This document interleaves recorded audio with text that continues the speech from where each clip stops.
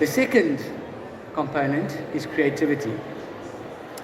You know, here we are at Fame Week, and I was walking around this morning and I was absolutely blown away by the stalls and the people and what's going on in the makeup room. It just oozes creativity. But here's the question. What is the definition of being creative? How do you define creativity?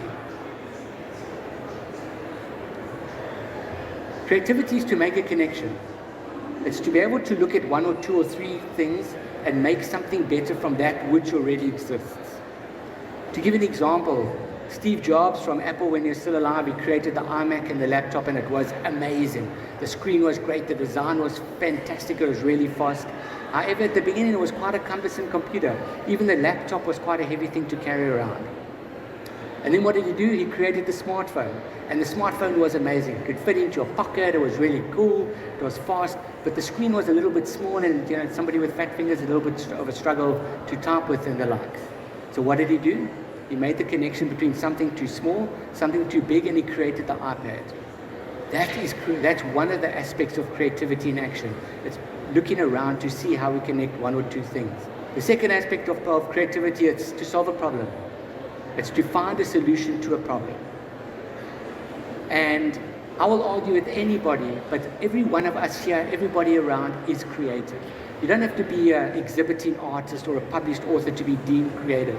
We are all creative. We are all able to solve problems. The secret is to tap into our uniqueness and see where our strengths and our talents lie, so that we can see where our problem-solving skills lie. But we are all creative, and creativity is about solving a problem. The third aspect is that it's the ability to create something out of nothing. An artist or an entrepreneur has a vision in mind, and they have their blank canvas, and they go about manifesting and creating this reality or this vision. And how do they do that? By solving problems, by making connections, by learning from past mistakes along this journey until their end result is what they want. But at the end of the day, it's just about solving a problem, and it's about making the connections until we are able to manifest our visions. And lastly, this is creativity. It's to transform, pivot, change, adapt, reinvent, everything of which I'm talking about now. And the reason I bring this up is because when we are confronted with the need to adapt, we have to adapt, we have to change, all of a sudden it affects our levels of stress and our levels of anxiousness, which is really detrimental to the creative flow. So my suggestion here is, when we are feeling a bit anxious about having to change or adapt, just change the language. We're not changing, we're not adapting, we're not pivoting, we're just going to be more creative. And all of a sudden it becomes a little bit more lighthearted, and it becomes a little bit more of an adventurous journey. It is creativity in action, to pivot, to adapt, to transform, to reinvent. Okay, so how do we be creative? This is what's needed for us to be creative. We need to step out of our comfort zone. We need to be brave. We need to be prepared to be wrong. We need to try new things. And the thing about that, the challenge is that it's frowned upon to be wrong.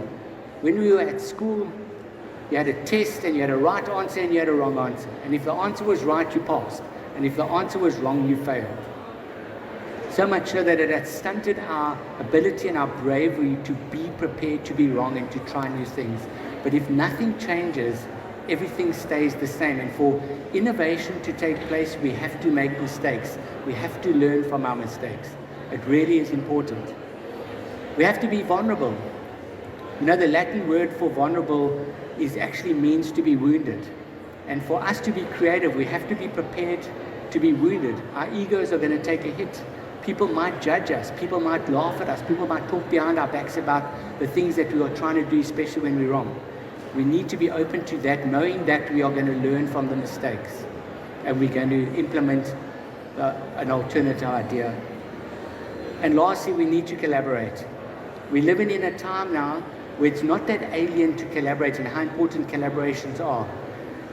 Organizations are even collaborating with their competitors now. having conversations with them to create a bigger entity and a better entity out of competing with somebody else.